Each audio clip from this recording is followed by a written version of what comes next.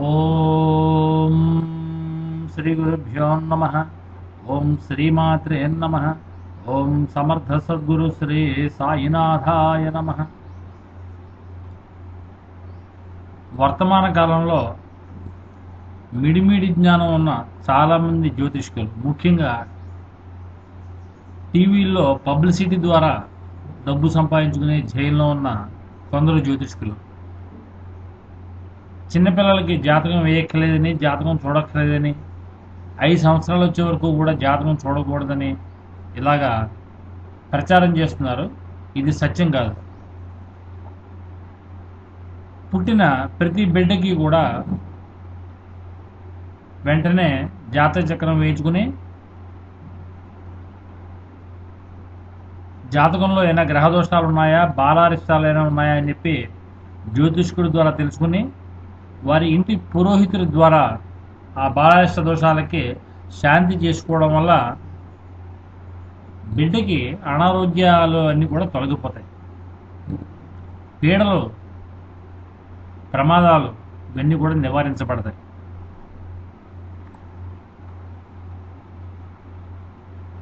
చంద్రాష్టమంచ ధరణీ సుత సప్తమంచ రాహుర్నవంచ శని జన్మ గురుస్మృతియే శుక్రస్య షష్ఠబుధ సప్తమ కేతు జన్మ ద్వాదశ్య మర్క ఇది బాలారిష్ట యోగా. జాతక ఫల నారాయణీయులలో జాతక చక్రం బిడ్డకి తయారు చేసిన తర్వాత రాశి చక్రంలో జన్మలగ్నాత్తు అష్టమంలో చంద్రుడు ఉండడం కానీ, సప్తమంలో కుజుడు లేదా నవమంలో రాహువు, తృతీయంలో గురుడు, లగ్నంలో శని, శుక్రుడు 6 లేదా బుధుడు సప్తమంలో, లగ్నంలో కేతువు లేదా సప్తమంలో రాహు, వ్యయంలో రవి ఉంటే గనక ఇవి బాలారిష్ట యోగాలని చెప్పి చెప్పబడింది. అయితే దీన్ని మనం లోతుగా పరిశీలన చేయాల్సి ఉంటుంది. లగ్నంలో శని ఉంటే బాలారిష్ట యోగంగా ఇక్కడ రాశారు. అయితే దీంట్లో కొన్ని మినహాయింపులు కూడా మనం ఉంటాయి. లగ్నంలో శని మకర లగ్నంలో కానీ కుంభలగ్నంలో కానీ అబ్బాయి బిడ్డ ఆడ శిశువు కానీ మగ శిశువు కానీ జన్మిస్తే ఆ మకర లగ్నం కుంభలగ్నంలో పుట్టిన వాళ్ళకి లగ్నంలో శని బాలారిష్టం కాదు.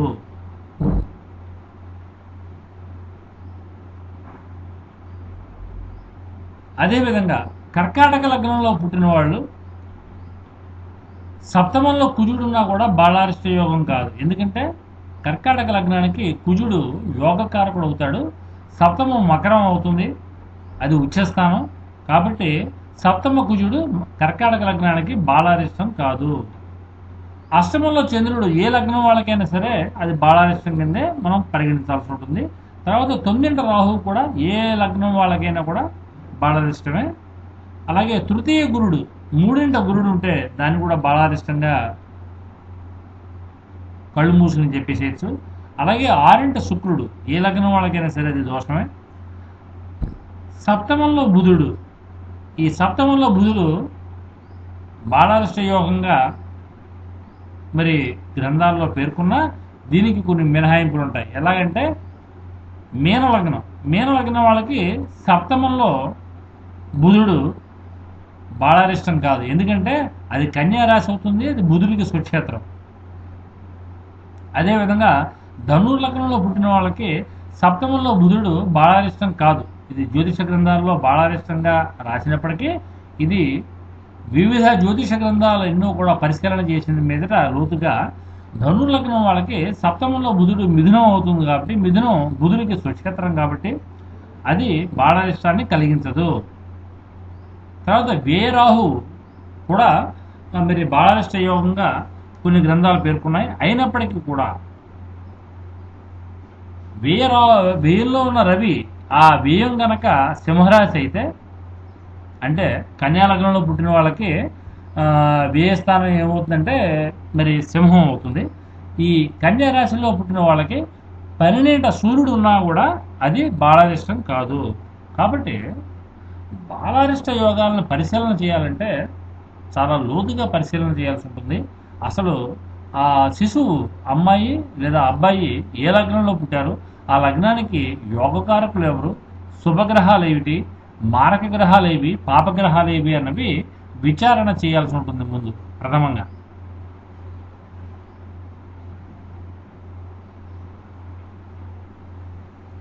ఇప్పుడు ఈ విధంగా అష్టమంలో చంద్రుడు, 9ంట రాహు, 3ంట గురుడు, 6ంట శుక్రుడు, లగ్నంలో కేతు లేదా సప్తమంలో రాహు, లేదా 2ంట రాహు అష్టమంలో కేతు, లేదా 2ంట కేతు అష్టమంలో రాహు, ఇలాంటి గ్రహస్థితి ఉండగా శిశువు కనుక పుడితే వాళ్ళకి ఆ గ్రహాల యొక్క దశలు కనుక 12 సంవత్సరాల్లో కనుక వస్తే ఆ దశల్లో ఆ శిశువుకి గండము అంటే బాలారిష్టము అని చెప్పి జ్యోతిష గ్రంథాలు పేర్కొంటున్నాయి. ఇది సత్యం.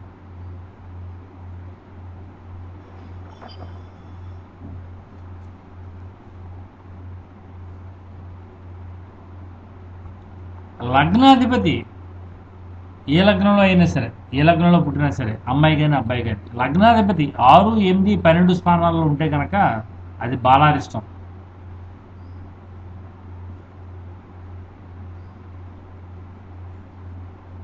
అశ్విని, మఘ, మూల ఈ నక్షత్రాల్లో జన్మించి వాళ్ళకి జననకాల కేతు మహాదశతోటి జీవితం ప్రారంభమవుతుంది. కాబట్టి ఈ అశ్విని, మఖ, మూల ఈ నక్షత్రాల్లో జన్మించిన వాళ్ళకి ఈ కేతు దశ బాలారిష్టంగా పేర్కొనడం జరుగుతోంది. కాబట్టి వీళ్ళు కూడా బాలారిష్టానికి తగు గ్రహశాంతి చేసుకోవాల్సి ఉంటుంది.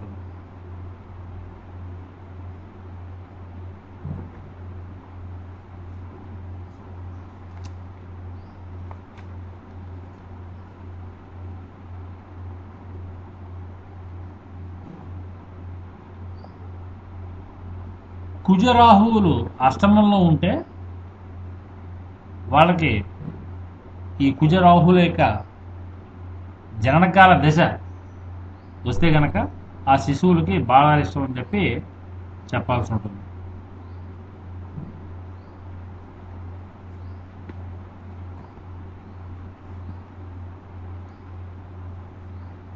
శిశువు, ఆడ శిశువు కానీ మగ శిశువు కానీ వాళ్ళు పుట్టినప్పుడు రాశి చక్రంలో లగ్నాత్తు అష్టమంలో చంద్రుడు, సప్తమంలో కుజుడు, 9ంట రాహు, లగ్నంలో శని, అష్టమంలో గురుడు లేదా 3ంట గురుడు, సూర్యుడు 5ంట కానీ, శుక్రుడు 6ంట కానీ, బుధుడు 4వ స్థానంలో కానీ, కేతువు 12ంట కానీ ఉంటే కనుక బాలారిష్ట దోషంగా వివిధ గ్రంథాలు పేర్కొంటున్నాయి.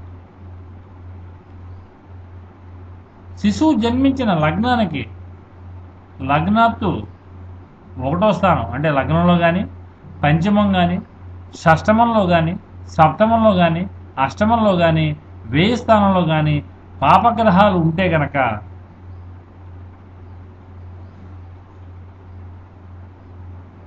దాన్ని బాలారిష్టంగా పరిగణించాల్సి ఉంటుంది. అదేవిధంగా జన్మలగ్నాత్తు 12ంట చంద్రుడు ఉంటే ఆ చంద్రుడితో కలిసి కనుక పాపగ్రహాలు ఉంటే అది ఇంకా ప్రబల బాలారిష్టంగా పేర్కొనాల్సి ఉంటుంది.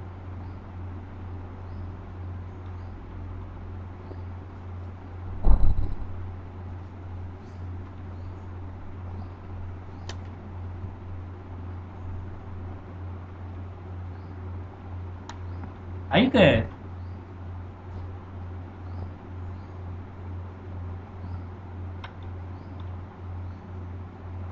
జాతక చక్రంలో కేంద్ర స్థానాల్లో అంటే 1, 4, 7, 10 ఈ స్థానాల్లో శుభగ్రహాలు ఉంటే కనుక బాలారిష్ట దోషం తొలగి దీర్ఘాయుషు కలుగుతుంది.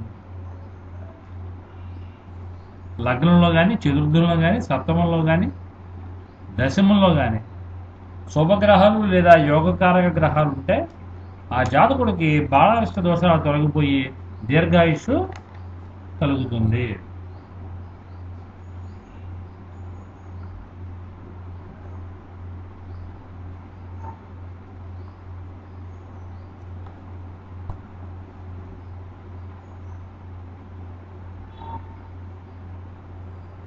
మనకి 12 రాసులు ఉన్నాయి.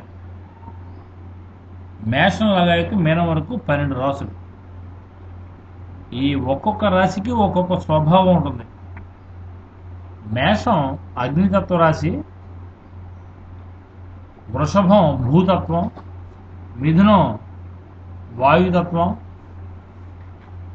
కర్కాటకం జలతత్వం, సింహం అగ్నితత్వం, కన్య భూతత్వం, తుల వాయుతత్వం, వృశ్చికం జలతత్వం, ధనస్సు అగ్నితత్వం, మకరం పృథివీతత్వం, కుంభం వాయుతత్వం, మీనం జలతత్వం.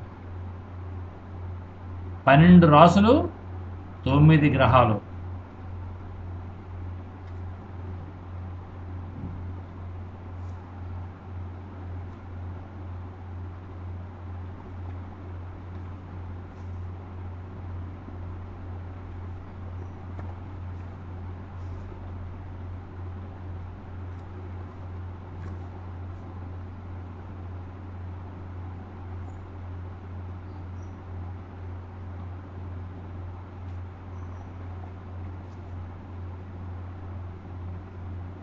మనకి జాతక చక్రం తయారు చేసినప్పుడు లగ్నం లగాయతు వ్యయం వరకు కూడా ద్వాదశ భావాలు తెలుస్తాయి. లగ్నాన్ని బట్టి దేహము ఆకారము తెలుస్తుంది. అంటే ఆ పుట్టిన బిడ్డ యొక్క శరీర ఆకృతి, రంగు ఇవన్నీ కూడా తెలుస్తాయి.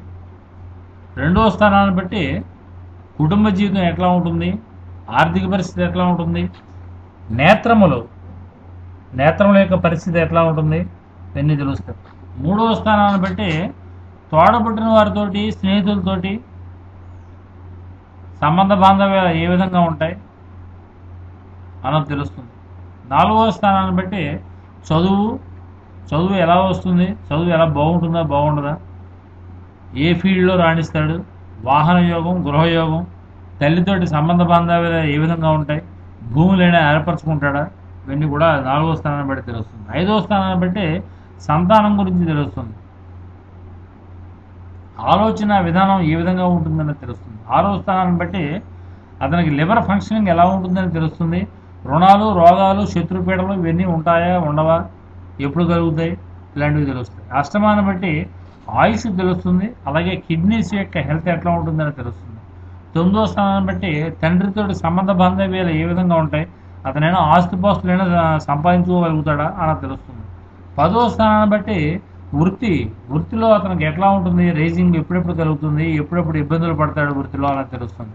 11వ స్థానాన్ని బట్టి ఏం తెలుస్తుందంటే ఇతను వృత్తితో పాటు ఏదైనా సైడ్ ఇన్కమ్ అయినా ఉంటుందా, అంటే లైక్ షేర్స్లో కానీ ఇలా డిబెంచర్స్, షేర్స్, సైడ్ ఇన్కమ్ అన్నమాట. సైడ్ ఇన్కమ్ ఏమైనా ఉంటుందా ఉండదా అని తెలుస్తుంది. 12వ స్థానాన్ని బట్టి అతనికి దాంపత్య జీవితం ఏ విధంగా ఉంటుంది, సెక్సువల్ లైఫ్లో ధర్మబద్ధంగా వ్యవహరించడా, సెక్సువల్ స్టామినా ఎంత ఉంటుంది, దాంపత్య సుఖానికి లోటైనా ఉందా, ఆ తర్వాత ఖర్చులు, నష్టాలు ఇవన్నీ కూడా తెలుస్తాయి వ్యయ స్థానాన్ని బట్టి.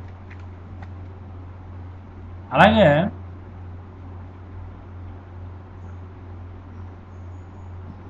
ప్రతి గ్రహానికి కూడా కారకత్వాలు ఉంటాయి.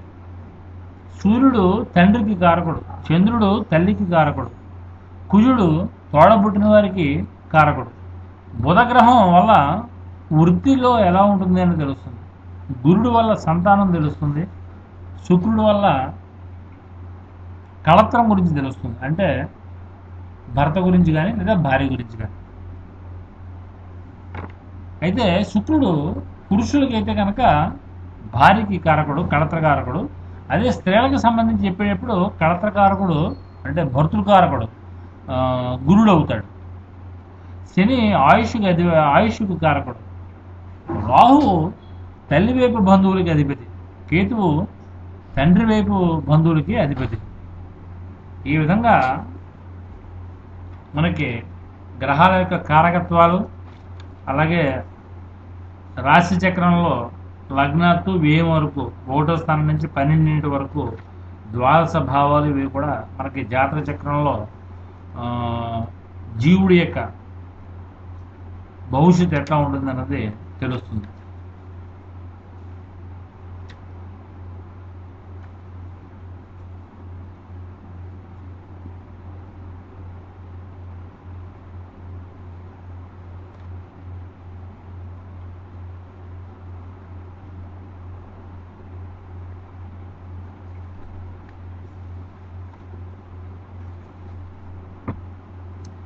ఈ బాలారిష్టం అంటే అసలు ఆయుష్ భావాన్ని ఆయుర్దాయాన్ని ఒక జీవి పుట్టిన తర్వాత ఆయుర్దాయం ఎంత అన్నది 3, 8 స్థానాలని మనం లోతుగా పరిశీలన చేస్తే ఆయుర్దాయం ఎంత అని తెలుస్తుంది.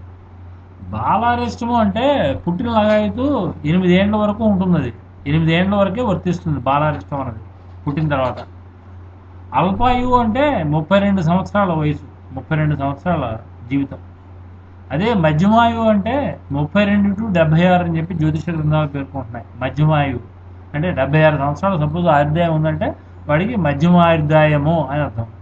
పూర్ణాయుష్ అంటే అబౌవ్ 76 ఇయర్స్ ఎవరికైతే ఉంటుందో వాళ్ళది మనం పూర్ణాయుర్దాయంగా పేర్కొనాల్సి ఉంటుంది. జాతక చక్రంలో లగ్నము లగ్నాధిపతి కనుక బలంగా ఉంటే ఆ జాతకుడు దీర్ఘాయుష్ కలిగి ఉంటాడు. అంటే అబౌవ్ 75 ఇయర్స్, అబౌవ్ 76 ఇయర్స్. లగ్నము లగ్నాధిపతి అంటే లగ్నంలో ఏవి నీచగ్రహాలు ఉండకూడదు, నీచగ్రహాల యొక్క వేషం ఉండకూడదు లగ్నానికి. అలాగే లగ్నాధిపతి బలంగా ఉండాలి. సుక్షేత్రంలో కానీ మిత్రక్షేత్రంలో కానీ లేదా ఉచ్చస్థానాల్లో కానీ ఇలా బలంగా ఉండాలి. పాపగ్రహాలతో కలయిక ఉండకూడదు లగ్నాధిపతికి. అలా ఉంటే కనుక దీర్ఘాయువు కలుగుతుంది. మరి బాలారిష్టం అంటే ఏంటంటే అష్టమంలో చంద్రుడు కానీ, సప్తమంలో కుజుడు కానీ, 9ంట రాహువు కానీ, లేదా పాపులతోటి కలిసి ఉన్న చంద్రుడు కానీ, లేదా లగ్నంలో చంద్రుడు నీచ స్థానంలో ఉంటే కనుక, అంటే ఇది వృశ్చిక లగ్నానికి వర్తిస్తుంది. వృశ్చిక లగ్నానికి లగ్నంలో చంద్రుడు అంటే అది నీచ స్థానం. అది అలాగా నీచ స్థానంలో చంద్రుడు ఉండడం కానీ, లేదా అష్టమంలో కుజుడు ఉండడం కానీ, 9ంట సూర్యుడు ఉండడం కానీ, లేదా 12ంట శని ఉన్నా కూడా ఇది బాలారిష్టమే. అయితే 12ంట శని ఆ 12వ స్థానం కనుక మకరం కానీ కుంభం కానీ అయితే కనుక దాన్ని మళ్ళీ బాలారిష్టంగా తీసుకోకూడదు. ఎందుకంటే మకర కుంభాలు శనికి సుక్షేత్రాలు అవుతాయి. మీనలగ్నంలో పుట్టిన వాళ్ళకి వ్యయంలో శని బాలారిష్టం కలిగించదు. అలాగే కుంభలగ్నంలో పుట్టిన వాళ్ళకి వ్యయంలో శని బాలారిష్టం కలిగించదు. కాబట్టి ఇది మటుకు దృష్టిలో ఉంచుకోవాలి. లగ్నంలో రవి శనులు ఉంటే కనుక దాన్ని బాలారిష్టంగా చెప్పాలి. అష్టమంలో కుజురాహువులు ఉంటే దాన్ని బాలారిష్టంగా చెప్పాలి ఖచ్చితంగా.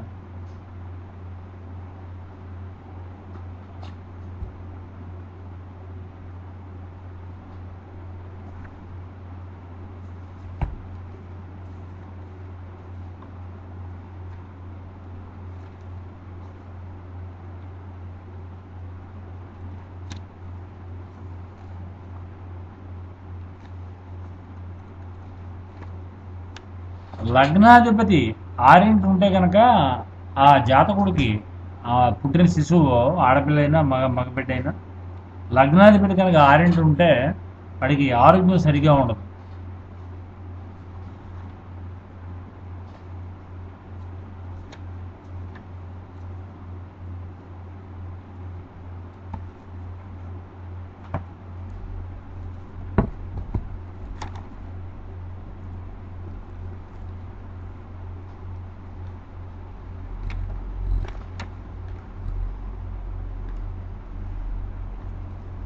ప్రతి జాతకుడికి కూడా ద్వాదశ లగ్నాలు 12 లగ్నాలకి కూడా బాధకాధిపతులు ఉంటారు.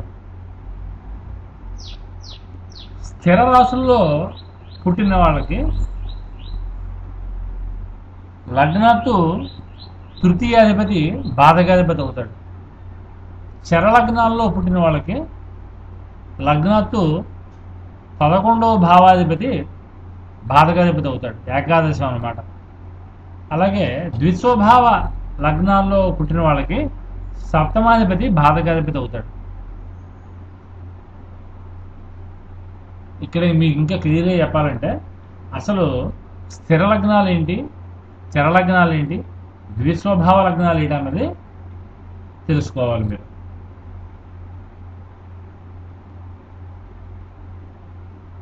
మేషం చరలగ్నం, వృషభం స్థిర లగ్నం, మిథునం ద్విస్వభావ లగ్నం, కర్కాటకం చరలగ్నం, సింహం స్థిర లగ్నం, కన్య ద్విస్వభావం, తుల చరలగ్నం, వృచ్చికం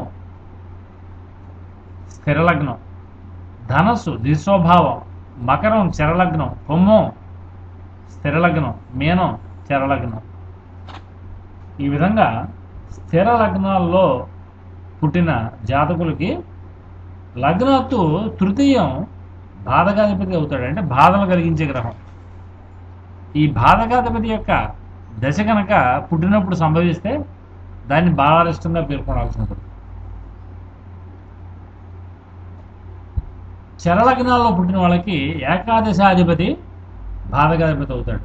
అలాగే ద్విస్వభావ లగ్నాల్లో పుట్టిన వాళ్ళకి లగ్నాత్తు సప్తమాధిపతి బాధకాధిపతి అవుతాడు. ఆ బాధకాధిపతి యొక్క జననకాల మహాదశ కనుక సంభవిస్తే దానికి శాంతి చేసుకోవాల్సిన అవసరం అనేది ఉంటుంది.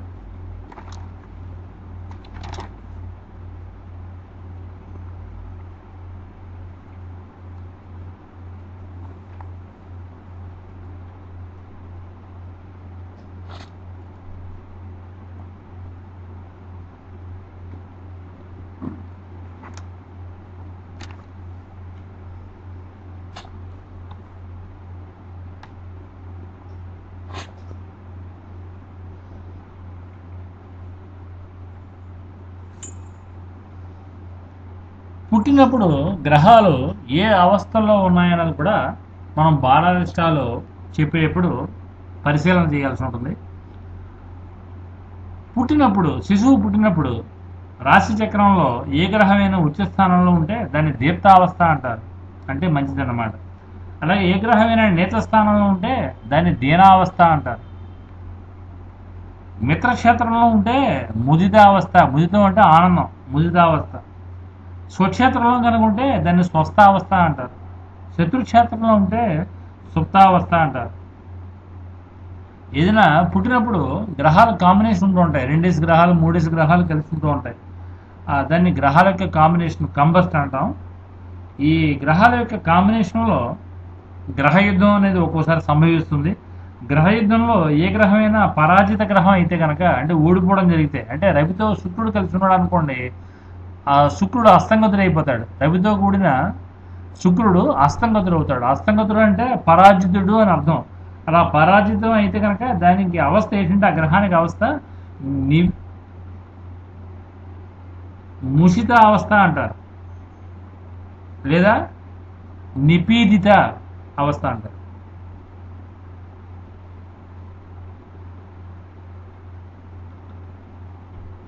కాబట్టి నీచ పుట్టిన బిడ్డ పుట్టినప్పుడు రాశి చక్రంలో ఏ గ్రహమైనా కనుక నీచ స్థానంలో కానీ, శత్రుక్షేత్రంలో కానీ, లేదా గ్రహయుద్ధంలో పరాజిత గ్రహం కానీ ఏమైనా అయితే అప్పుడు ఆ గ్రహాల యొక్క మహాదశ కనుక ప్రారంభమైతే అది బిడ్డకి అప్పుడు బాలారిష్టంగా మనం పరిగణించి శాంతి చేసుకోవాల్సి ఉంటుంది. అంటే దీనావస్థ కానీ, సుప్తావస్థ కానీ, ముషిత అవస్థ కానీ ఈ గ్రహాలు ఉంటే కనుక ఈ అవస్థల్లో ఆ గ్రహాల యొక్క మహాదశలు సంభవిస్తే దాన్ని బాలారిష్టంగా పేర్కొనాల్సి ఉంటుంది. ఏ జాతకుడికైనా సరే ఒక్కొక్కసారి ఏమవుతుందంటే ఉచ్చ స్థానంలో శని వక్రించుకుంటూ ఉంటాడు. శనే కాదు, ఏ గ్రహమైనా సరే, ఏ గ్రహమైనా ఉచ్చబట్టి ఉచ్చ స్థానంలో కనుక వక్రిస్తే అప్పుడు మంచి చేయాల్సిన బదులు చెడు చేస్తుంది. అంటే వక్రించిన గ్రహం ఉచ్చ స్థానాల్లో ఉండకూడదు. వక్రించిన గ్రహం ఉచ్చ స్థానాల్లో ఉంటే మంచిగా బదులు చెడు చేస్తుంది, బ్యాడ్ రిజల్ట్స్ ఇస్తుంది.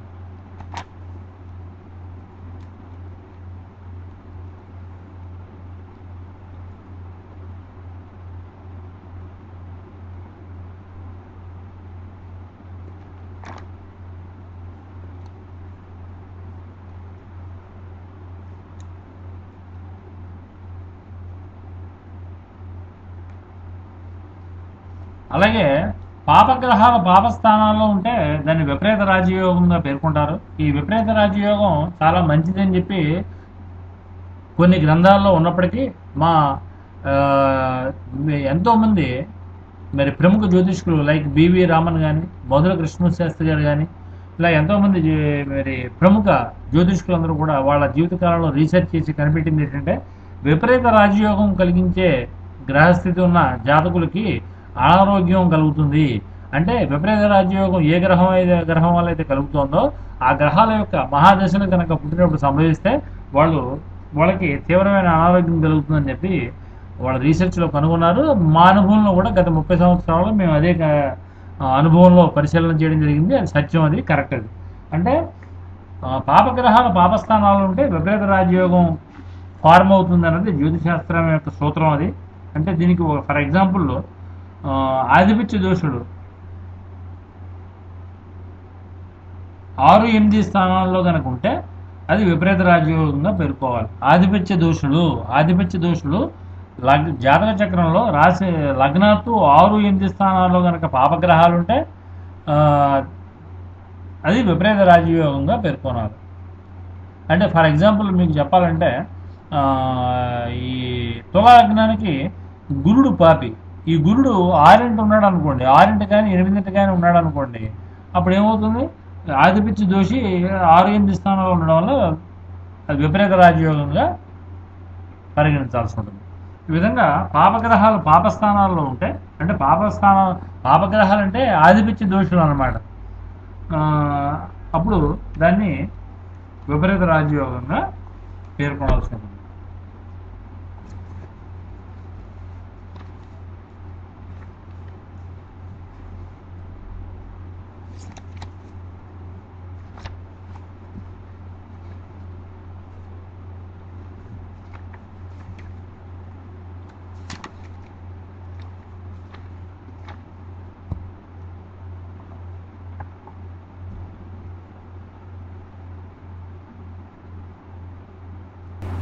ఇప్పుడు పాపగ్రహాలు పాపస్థానాల్లో ఉంటే విపరీత రాజయోగం, ఆ విపరీత రాజయోగం వల్ల అనారోగ్యం కలుగుతుందని చెప్పడం జరిగింది. ముందు పాపస్థానాలు ఏడని తెలియాలి కదా.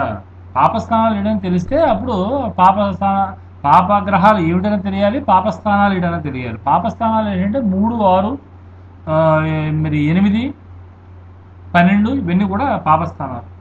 ముఖ్యంగా 3, 6, 8 తీసుకోవాలి, 12 తీసుకోకూడదు. ఎందుకంటే 12లో మరి మంచి భావాలు కూడా ఉన్నాయి. వ్యయం ఖర్చులే కాకుండా దాంపత్య జీవితం, మోక్షస్థానం కూడా ఉంది. అంటే మనకి తీర్థయాత్రలు చేస్తారా లేదా అన్నది వ్యయ భావాన్ని బట్టే మనం చెప్పడం జరుగుతుంది. కాబట్టి 3, 6, 8నే పాపస్థానాలుగా తీసుకోవాలి. మరి ముందు ఈ దోష గ్రహాలు ఏమిటైనా తెలియాలంటే ముందు యోగకారకులు ఎవరు, శుభగ్రహాలు ఏమిటైనా తెలియాలి మనకి. మేషం లగాయతు మీనం వరకు అంటే ద్వాదశ లగ్నాలకి పాపగ్రహాలు ఏంటనే తెలియాలి. మేష లగ్నానికి శుక్రుడు, శని, బుధుడు ఈ 3 గ్రహాలు కూడా పాపగ్రహాలు మేష లగ్నానికి. వృషభ లగ్నానికి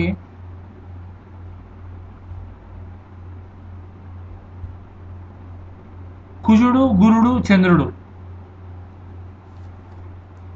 ఈ 3 గ్రహాలు పాపగ్రహాలుగా చెప్పబడుతోంది.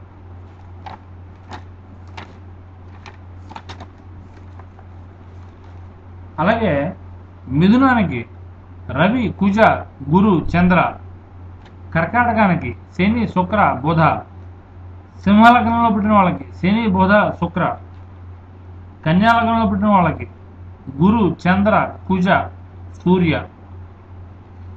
తులాలగ్నంలో పుట్టిన వాళ్ళకి కుజుడు, సూర్యుడు, గురుడు, చంద్రుడు.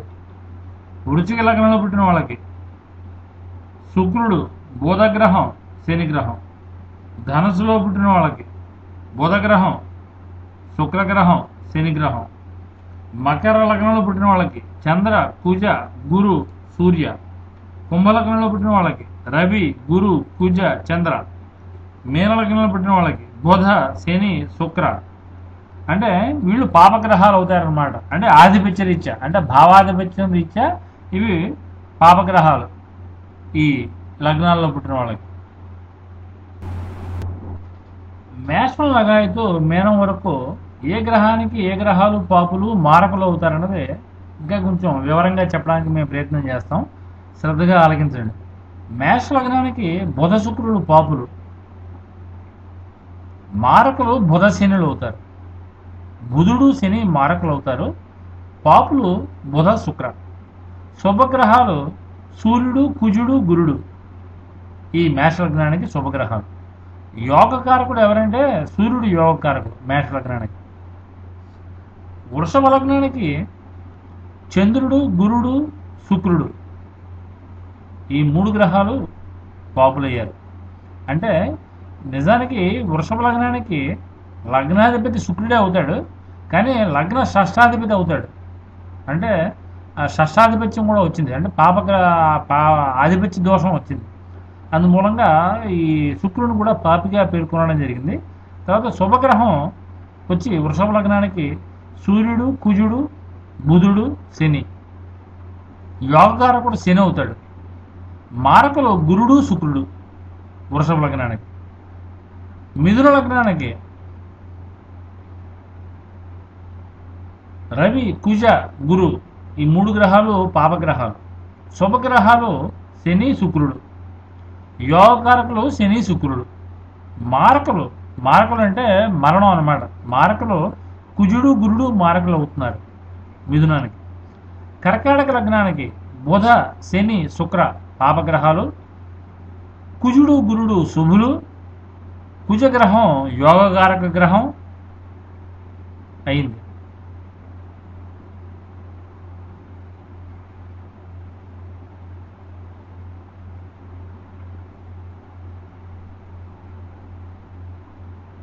సింహ లగ్నానికి బుధ శని శుక్ర ఇవి పాపగ్రహాలు. శుభగ్రహాలు రవి కుజుడు. యోగకారకుడు కుజుడు. మారకులు బుధుడు శుక్రుడు. కన్యకి చంద్రుడు కుజుడు గురుడు ఈ 3 గ్రహాలు పాపగ్రహాలు. శుక్రుడు శుభగ్రహం. బుధ శుక్రుడు యోగకారకులు.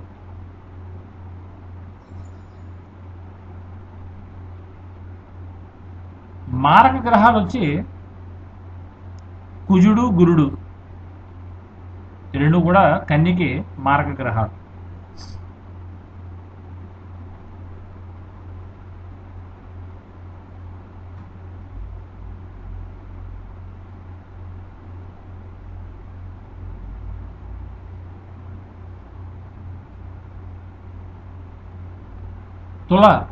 తుల లగ్నానికి పాపగ్రహాలు రవి కుజ గురు. శుభగ్రహాలు బుధుడు శుక్రుడు శని. యోగకారక గ్రహాలు చంద్రుడు బుధుడు శని.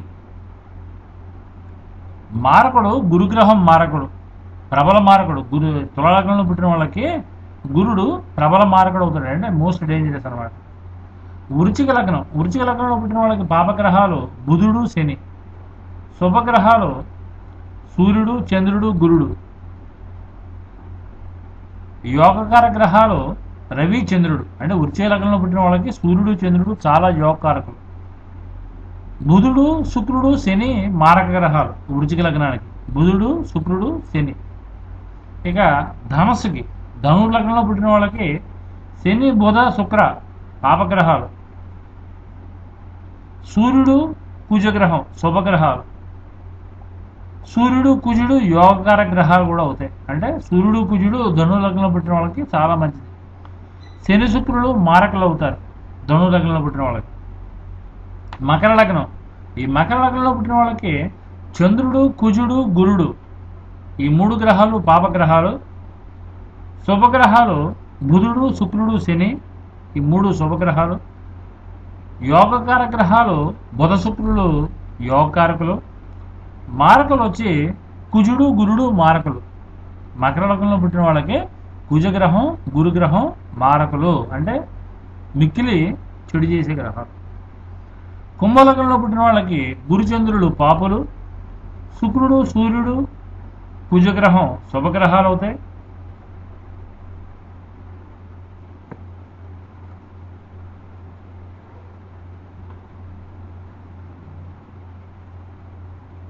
యోగకారకులు కుజ శుక్రులు యోగకారకులు అవుతారు.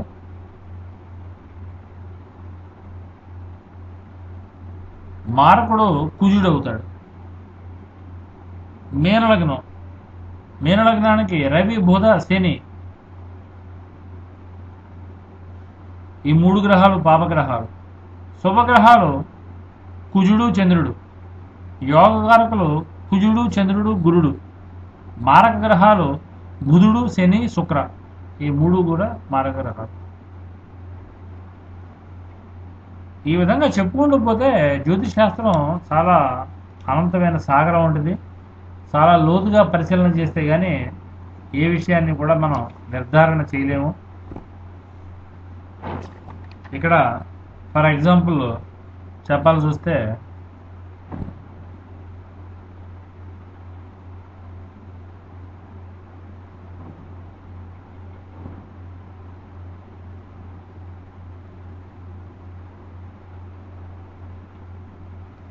కుంభలగ్నానికి సూర్యుడిని శుభగ్రహంగా ఇక్కడ జాతక ఫల నారాయణంలో పేర్కొనడం జరిగింది. అయితే మా అనుభవంలో చూస్తే కుంభలగ్నానికి సూర్యుడు పాపే అవుతాడు. ఎందుకంటే సప్తమాధిపతి. సప్తమం ఎప్పుడు కూడా అది మారక స్థానం కదా. కాబట్టి ఈ కుంభలగ్నానికి సూర్యుడిని శుభగ్రహంగా పేర్కొనడం అనేది అది సత్యదూరం అవుతుంది. కాబట్టి కుంభలగ్నానికి సూర్యుడు పాపే అవుతాడు, ఆధిపత్య పాపే అవుతాడు. మారక స్థానం, సప్తమం మారక స్థానం. ఏ లగ్నానికైనా సరే సప్తమం మారక స్థానం అవుతుంది. ద్వితీయ సప్తమాలనే మారక స్థానాలుగా చెప్పబడతారు. ద్వితీయం లగ్నాలతో ద్వితీయము సప్తమము ఏ లగ్నంలో పుట్టిన వాళ్ళకైనా సరే మారక స్థానాలు. దాంతోపాటు ఈ ఆధిపత్య దోషం ఉన్న స్థానాలు కూడా మారక భావాలుగా చెప్పబడతాయి.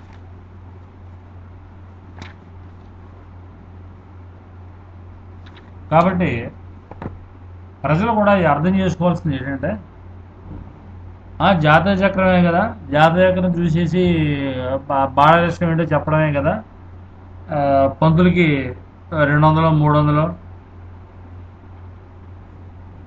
చాలు అని చెప్పి అనుకునే పద్ధతి కూడా మార్చుకోవాల్సి ఉంటుంది. ఎందుకంటే ఇంటి పురోహితులు కానీ జ్యోతిష్కులు కానీ వాళ్ళకి కుటుంబం ఉంటుంది. వాళ్ళు కూడా కుటుంబ పోషణ అనేది ఇబ్బందులు లేకుండా చేసుకోగలిగినప్పుడే ప్రజలకు ఏమైనా మేలు చేయగలుగుతారు. పురోహితుడు అంటే పౌరుల హితం కోరేవాడు పురోహితుడు. జ్యోతిష్కుడైనా పురోహితుడైనా ప్రజల బాగోగులు, ప్రజల మేలు కోరుకునేవాడు.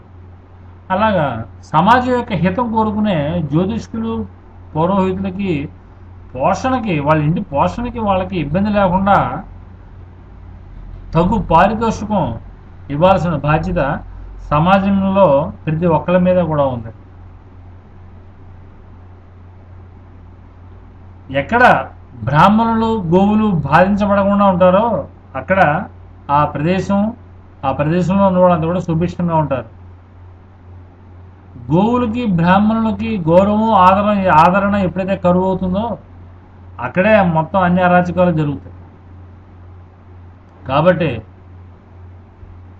సమాజం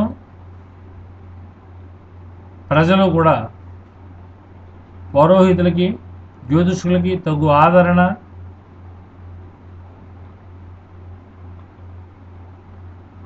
వాళ్ళకి తగు పారితోషికాలు ఇచ్చి సంతృష్టిపరచాల్సిన బాధ్యత ఉన్నది.